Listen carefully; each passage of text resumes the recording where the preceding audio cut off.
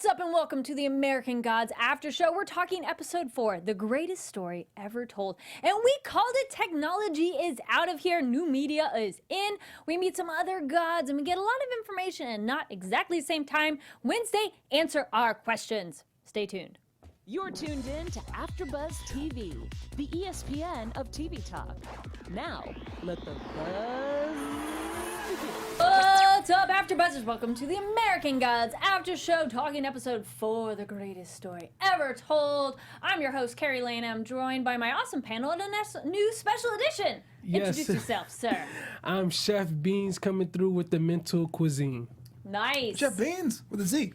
Yes, with a Z. Gotta say that important, man. Of And course. another old gods team member. Old Gods team. You are your Old Gods team member? I don't know. Oh, I thought we were cool about that. Thank you, everyone. Flobo Boyce. We're back in your second screen, phone, tablet, whatever, for American Gods, the After Show. Well, speaking of technology, we called it. Yes. What? We'll get into that too. Chef, what are you thinking of this episode? How do you think it went down for you?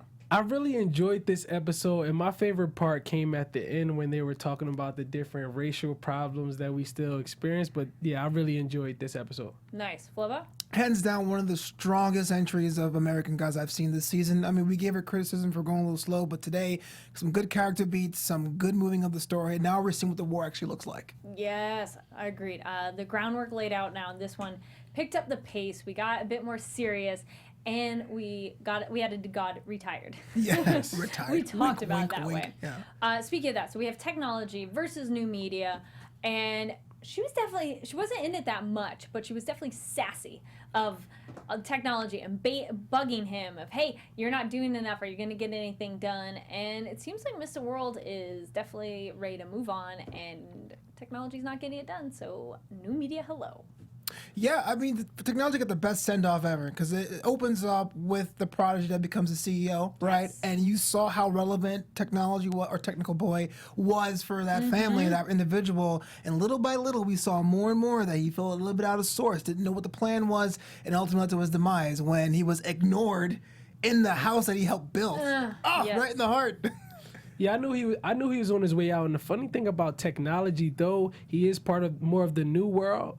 With new media and everything else coming in, everything's being more online because it's easier to be accessible to certain things. So I kind of predicted that he was going to be on his way out. As you can see, he was getting flustered throughout each episode. Yes. Yeah, he also just always had an attitude problem, and I think Mr. World, that was a no-go.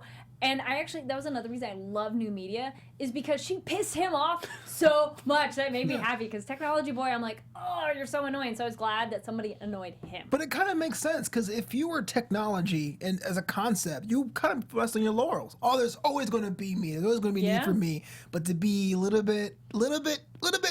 it replaced, and you know, Yes. totally And deserving. I think that's what gave Technology Boy that arrogance, because it's kind of like, how can you replace me? But as he found out, you can be replaced. Right. Oh, yeah. But the question is, do we think he's, like, dead? Because he did say he was retired, and Mr. World didn't say it in terms of Argus versus... oh, my gosh. The CEO is actually credited No, as CEO. the woman on the Old Gods team. Bilquis? Nope, the one who died. Oh, Zoria. Thank you. Yeah, I was like, gotcha. yes, that name. Because they weren't saying, technology as someone they lost. It was Argus he felt he lost of, like, their team. So I wonder if Technology Boy is completely Or maybe gone. he's just muted. True. Like, temporarily. Oh, thank goodness, right? No.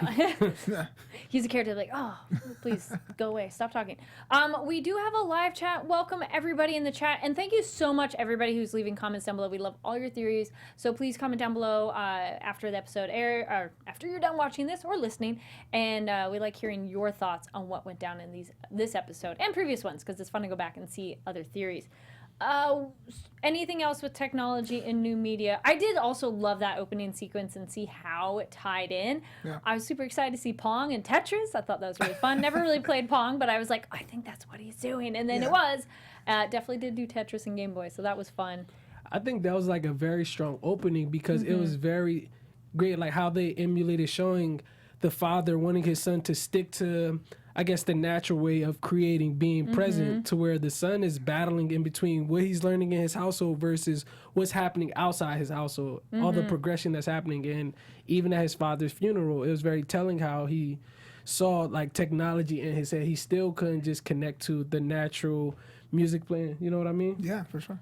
I thought it was interesting too, because in a way his programming is like composing music, and it actually, he got a program to compose music, which is almost more amazing than somebody composing music. It's like, I made this computer program that to do all this. I do like the quote, one of the permission to shatter the rules for the program, which was pretty kind of fun. It's a good point that when the program followed the rules, it didn't sound right. It was wrong. And also with his father saying talking about the music and the rising notes of joy, I like that. And also that's how men like him pray, which was cool too. Yeah. Because music is a big thing for most people too. I think everybody can agree, like, they like music of some way, shape, or form. That's a good point, because I was wondering that too during the season 1. Where does music land on that? Is it kind of, would it have been an old god if it was personified as one thing? Would it be something in the new god? So the fact that it was kind of weaved in between was like, I was answered like, great, this is awesome. Well, because music is, as long as people could have made music, you know, they could have used their bodies and make instruments, whatever. I think it's been around forever. Yeah, and I think where the new world comes in, or the newer generation, the convenience aspect, how you can just punch a few keys and create whatever sounds. That's where I think that scene was trying to portray to everyone else. Yes. Also the metronome, we like that too. That was interesting because it is like technology, but not exactly. Right, because it's analog simple, versions. It's simple, yeah. I think that was it with tech and media. Let's talk about Shadow and Mr. Wednesday. So Shadow, also, like him getting jiggy with it at the beginning of the episode with the sister of Ibis, which I looked up. Problem saying it, Basset. There we go, the cat goddess, which I thought was fun because I was sitting there going, she's purring, right? Right. I hear purring, which, hey, no kink shame here, but it's one you go, wait, is she a god? No kink shame. Or is, you know, but I'm like, oh no, I'm pretty sure she's not human. I think it made a good point of conveying it. Was it a dream? Was it not? He felt good. He wasn't sure what's going on. Like, we in that dream state. Totally makes sense. I loved everybody the next morning. Did you sleep well? Yeah. Did ya? Hey, wink, wink, nudge, nudge. And I was happy that he finally was able to release that stress, because I feel like season 1 and season 2, he was carrying a lot of weight from being in jail. So this was like him, you know, finally exhaling. Ooh, we talked about music. Chris in the chat says there was a Greek muse of music. True. That's a good point. Yeah. But we haven't seen that on the show. I feel that it's one of those, I want all the gods we can see in the show. Like, it's so cool and interesting. But there gets to a point where there's maybe too many that they probably won't touch upon everything that we want. Yes, so it's the dream or not. The kind of it will tie into what we're going to talk about after this. But the moment when Ibis talks about he never thought of himself essentially as African American, but they were people of the Nile. Correct. What did you guys think of that moment? I will say this. When he said that line, I was like, when it was like definitely a food for thought kind of thing. Because, you know, a lot of things we can talk about geography and people in different tribes, but if from an outside point of view, it's very easy to misclassify people and cultures and things like that. So to have him say that, it was like, okay, that puts it into whole perspective, the whole experience for our African and African American gods, how they made their journey here. So I enjoyed it. The whole scene, we'll talk about this a little bit later, was very poignant, but that line in a nutshell was like, okay, like what is like the system that they're fighting against and fighting for? Right, definitely. Even the title of African American, I feel like this was him basically saying we had our names, we were gods prior to even coming over here. So this is the headspace you need to think in, as opposed to being in this social construct that they're trying to force you to believe. And it's you can't assume someone identifies as African American too, because there could be plenty of people that they would more trace their lineage to other countries as well. So it's that blanket term, which we'll get into that in a minute, because that's the other giant chunk of this. The Wednesday and Shadow, because they got to deal with money and how money is essentially the most powerful god in America. What do we think about that? Yay or nay? I'm not exactly sure, but I like how they created the title off of The Greatest Story Ever Told, talking about money, because I was just having this conversation with someone like physical money is literally a piece of paper that people told a story to force you to believe that it has some type of value. So I really like when Wednesday was getting into that. What do you think? I have to agree. I didn't think money would have qualified as being a god, but when Wednesday sat down and say, hey, look, we believe this thing has value because we say it has value, that is in essence faith, which is the building block for all that thing. So question for you, Kara, how'd you like the personification of money? I thought that was an interesting choice. Oh, the Girl Scouts? Oh, I love that. That was super funny. And having money himself, the two in tandem. I liked him. I thought he was a very interesting character. I like that actor. And I like the girls because it is the Girl Scouts. It's very much entrepreneurship. Mm-hmm. It's making money. They're going and selling stuff and getting you to give them money for a product. And when Wednesday has that speech with Shadow of this is literally a piece of paper. I know I've had that discussion. I've had that thought. Like, I could tell you this paper has value. Yeah. And if you believe me, we can exchange it for something. And it's not even a function, but like goods for services in terms of like, okay, I will give you food and then you will give me like, you'll mow the lawn, or you do a thing for a thing. But paper, it is such a crazy idea that we've all agree. Yes, this means something. This means value. And it gets weirder when you have a day job, and then one day you wake up and numbers in an account. Like it's not even paper at that point. It's just like the ones and zeros. But Mr. World says that too. He says money now, because like right now in your wallet, do you have cash? I do, but I almost never do. Today I do. I don't. Yeah. Right? It's like we don't carry cash as much anymore. There are some businesses that, smaller ones, maybe they don't take cash. But we are a digital world. It's just too easy to use your card, swipe it and everything. And it's just such a shift. Steve-O in the booth here wanted to add to that as well. You can even pay for things with your iPhone, thanks to Apple and their whole iPay program. True. And then also with several other phone cases, they'll just have the wallet right there on the phone case. People put their cards in there and their driver's license. Yep. Steve, the AfterBuzz TV guy himself. Right, and even like they said towards the end of the episode, like how Mr. World was getting into it, and they said that all of your money isn't even in your account. Like if you have $1 million, $1 million of it isn't even in account. Everything is digital now. So even I thought that was very telling as far as the greatest story ever told and the direction that our world metaphorically is getting into. Well, that's like the Y2K when people got scared and took their money out of the bank thinking the computers are going to crash. We haven't even started to talk about Bitcoin yet. Right? That's a whole other That's thing, what I was too. thinking, yeah. Thank you, Chris in the chat points out E.B. Farnham for the actor for Money. He's just a character you seem to like, though. Yeah. He's in it barely, but I'm like, I like this guy. And I really enjoyed how he essentially turns the guys down. He goes, I'm kind of glad to have these big guys at my table, but this is not a good investment. I do not deal with emotional stuff. Yeah. So, nope. Cash on the table, coins, and peace out.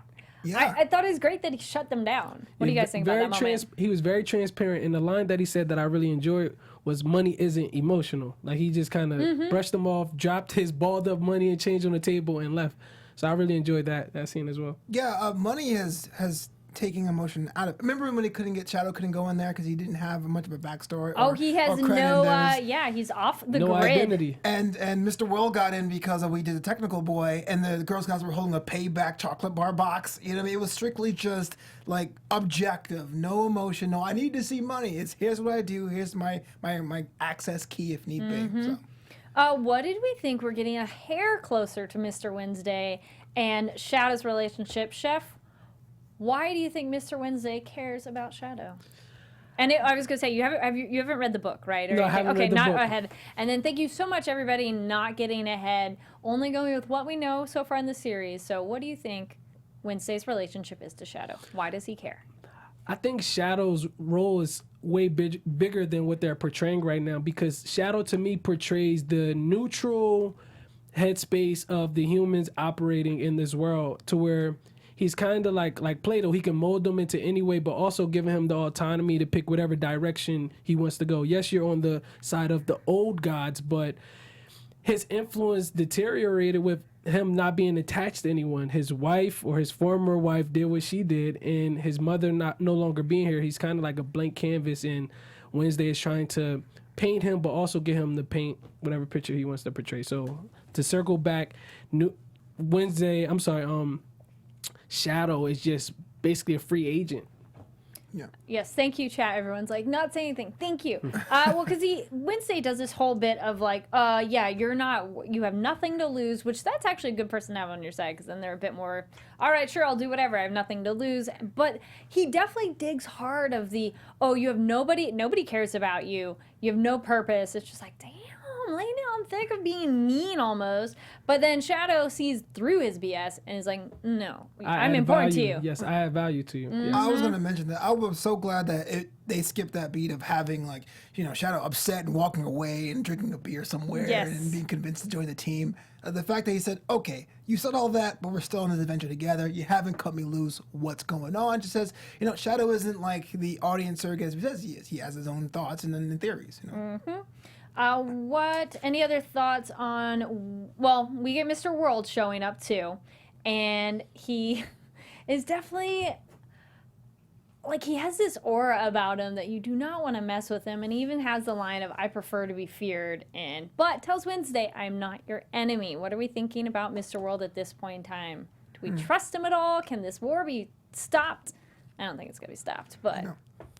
It's hard to tell. I mean, when I first heard that, the first thing I was thinking is maybe there is a bigger threat that's maybe even something that they weren't even considering. But at the same time, if I was your enemy and I was sitting next to you, I would say, I'm not your enemy. We're kind of alike, you and I. You know what I mean? So maybe it's Mr. World's plan. So I don't want to trust him. And it's hard to trust anybody who whispers that slowly all the time. It's kind of right. I really enjoyed when Mr. World said, war moves people more than anything else, because how I viewed that was internally and externally. You have the external war as far as the gods trying to compete with each other, but also the internal war, people trying to pick a side in a direction, being that a belief is just a thought that you keep thinking. So I really enjoyed that line. I know Mr. World has a lot up his sleeve. And I don't think Mr. Wednesday is going to give up on it because he is a war god. Right. So... Right. And I do like his moment earlier with Kali of, you kind of miss it, don't you? And she's like, yeah. But, she's hustling and trying to get it done and survive, which I thought that was entertaining. Mama G's my favorite character. She's so fun. Yeah, she does not. All about destruction, but so fun. She's so serious in a way and has no time for Wednesday's BS at all. She's like, no. Yeah. Shutting him down right away. Any other thoughts on Shadow and Wednesday? Mr. World. All right. So the other... Well, before we do that, I have to do this special announcement. Hey, guys, before we move on to our next topic, we just want to say thank you for making us the ESPN of TV Talk. But for us to continue to grow, we can use your help. So if you're on YouTube right now, hit that thumbs up button and subscribe. And if you're on iTunes, please give us a 5-star rating, because... 1 through 4 don't work. They don't. But no matter where you are, leave us a comment so you can get involved in the conversation. Being a part of AfterBuzz TV has meant so much to all of us, and we truly appreciate you supporting us and doing what we love. Don't forget to tell your friends and some of your haters, and keep enjoying our shows. Yay! And then, so our big chunk at the end, because it was throughout, but we have a lot of big moments, and it's very meaty. We have Bilquis, Ibis, and Anansi. And we also have our wonderful little short part, but I did like her, Ruby Goodchild, and kind of being able to, I like the moments when the gods get to speak to an everyday human of, what does that god you're worshiping give you? Because it's one of those, how much have we all thought about, even if you are a believer in whatever faith, you have your moments of questioning, and that's healthy because then you're not this blindsided, tunnel vision, I'm not going to think anything else. What were any initial thoughts on those three before we get even deeper into it? Sure. I really enjoyed that scene, primarily what Anansi was saying as far as like slavery has a new brand, and how he tapped into that, because traditionally slavery was, you master, you get beat, different things like that, but how the media and the NFL creates these pipelines, whether it's from school to prison or school to the professional league, how you just be in control and how your mind is in that mental incarceration. That's why that was very striking to me. Yeah, there was a lot of things in there I love. Before the conversation, is that how Bilquis kind of got Ms. Goodchild to think outside of her religious box a bit, almost to the point where she took it upon herself to say, hey, I'm Ruby. Like, to me, it's like, well, is she a new follower kind of thing? But maybe that interaction between Mr. Ibis, right? I always confuse it. Ibis, Bilquis, and Anansi was one of the most interesting scenes for a lot of reasons. Yes, there was the idea of the Black experience and African experience and how that has their own version of updated atrocities, whether it's slavery versus human trafficking and all that.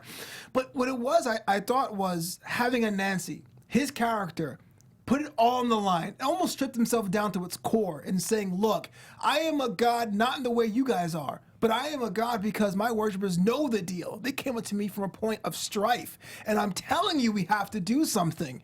To me, it was just like, picture perfect. I loved it. I wrote so much notes about it. I was like, Anansi is a real one because he does not pull punches, even with the queen, even with respect. He says exactly how he feels. And I like he points out we have 3 African gods right here, and how can you two be pacifists knowing what's going down? And it was so current. And it's kind of one of those examples of how the book is updated today, because it was written, like 20 years ago. Right. But not that some of this hasn't happened for like ever, but so many of the current events, you're like, oh my goodness, they're like hitting the nail right on the head and putting it out there in the forefront, because there's probably plenty of people that are aware of it and some that go, oh, I hadn't thought of it that way, or having it all together in one context. He also points out, because Ibis or Toth, I heard Ibis and Ibis, and Toth. So I choose peace, which, yes, but it's one of those, you're going to get run over probably in this process, which Bilquis is running into that problem too. I loved you're just swaying across the lines, and I think she's looking out for herself, but wants to try to avoid the conflict, but kind of can't at the same time. Right, that was the inciting incident. I mean, you have Anansi going, okay, you are playing both sides, and you're choosing to opt out. That is both evil. You have to do something, and that, I don't know, man. Like, if I can buy stock in Anansi, I would do it right now. Because basically what he was saying is this is not a new conversation. So if we're going to collectively do this, you have to pick a side. Yeah. Well, one of those I don't know if there's definitely not an easy answer. But Serenity points out in the chat, but he didn't say, referring to Anansi, he didn't say what that something is. And that's what caused his speech to lose weight with me. What do you suggest we do, Anansi? That's a good point. He doesn't necessarily say what to do, but maybe that's the first step of being aware. But yes, what is step 2, 3, 4, 5? Oh yeah, that's totally fair. It's one of those like, I do not think that is an easy answer. I like this thought. Adam Morales says, I think, referring to Bilquis, I think she believes in shadow like Mr. Wednesday. I think that's an interesting thing, because why does she care so much about him? I think she is curious about Bilquis is curious about shadow, but I don't know of what the ultimate. And also, speaking of Bilquis, that moment where she kisses Anansi, you see me, I was like, oh, okay. Yeah, sure. Is he going on a trip? Yeah, I was a little nervous. Yeah. I'm like, no. Like, because, can she have an intimate relationship with someone and not consume them, as it were? So maybe, but I'm curious to see what's going to happen next, because I do appreciate Anansi saying, also him talking about, like in kidnapping, and children and sex slavery and all that too, because it's not like slavery doesn't exist. It just has shifted and changed. Like, he even mentions the alt-right. You're like, oh, you are so current events right now. So, but he points out, how much longer can we wait? But again, well, what do you want them to do? Right, what's the solution? Exactly. Do not think that's an easy answer. Any other moments in that? I mean, we have more Bilquis pointing out back to Ruby, well, what does Jesus do for you? Like what? And then that's kind of the broader question. What does religion do for people? Yeah. And Ruby points out, well, it's comfort, community, and meaning, which some could argue is a good thing or a bad thing, because it's one of those, you need this to give your life meaning, or does this add to your life because it has some meaning? But that's individual answers, probably.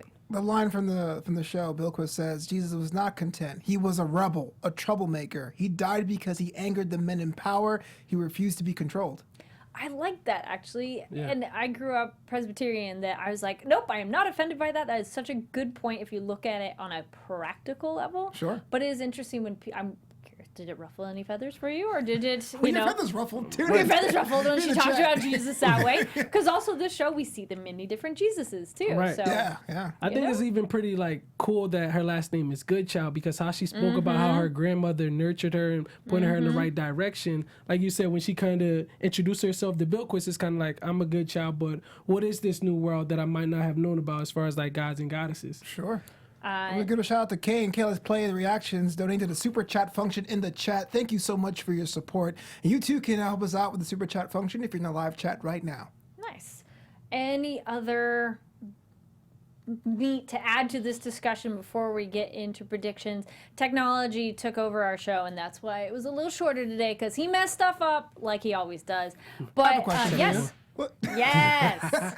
Do you feel, personally, do you feel bad for Technical Boy, or did you got his comeuppance? Do you get what he deserved?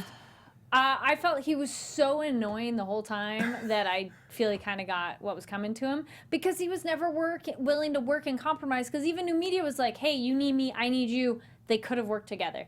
But even on a broader sense, I feel the old gods and new gods, they could work together. We had somebody comment how, the old gods are still, we're watching Thor. We're watching shows that have ancient mythology that's shown all the time. So it's not like the old gods are dead to us. Like, they're not maybe worshipped the same way. Sure. But can't we all just get along? I don't think it's that easy, but, we can try. But yes, what about you?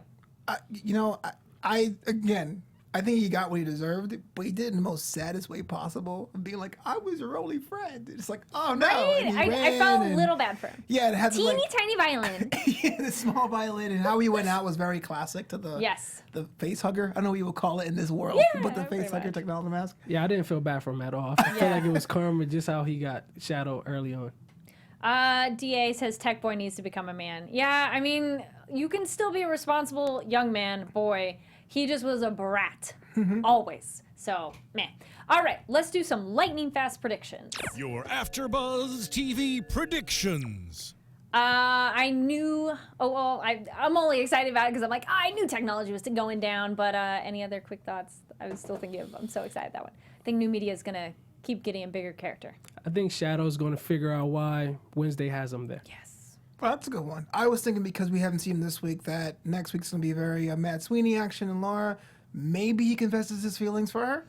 That way we'll go dovetail with what happened this week with Shadow getting his release elsewhere. I think that would be sort of something. And also, real quick, it's prediction / are we okay with Shadow essentially moving on with his actions? Chat was earlier talking about that, and I'm like, well, they're kind of separated in a way. I'm happy that he moved on. Yes. Okay. Yeah, I was all about the power of love and getting them back together and having that. It just doesn't work. It has moved on. It totally are in different directions. I'm still shipping Sweeney and Laura, so that's why I'm like, it's fine, because they've moved on. He needs to move on. Right. Doesn't mean they can't not talk to each other, but wife.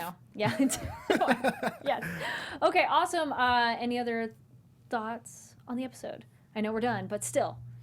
Excited for more, right? Yes, I'm just excited for more. Excited for more, and I love interacting with the chat. You guys are amazing. Yes. Thank you so much for joining us. And looks like we might be having some gods coming to the studio in the near future. So you're going to want to stay tuned to see which ones show up.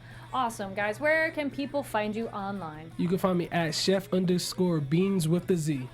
And I'm at Twitter at Flobo Boyce, on Instagram at Flobito, and Flobito.com. And my name is Kari Lane. You can find me online at Kari D Lane. That's KARIDLANE. Thank you again for joining us, and we'll see you all next week. Bye. Our founder, Kevin Undergaro, and me, Maria Menounos, would like to thank you for tuning in to AfterBuzz TV. Remember, we're not just the first, we're the biggest in the world, and we're the only destination for all your favorite TV shows. Whatever you crave, we've got it. So go to AfterBuzzTV.com and check out our lineup. Buzz you later. The views expressed herein are those of the hosts only and do not necessarily reflect the views of AfterBuzz TV or its owners or principals.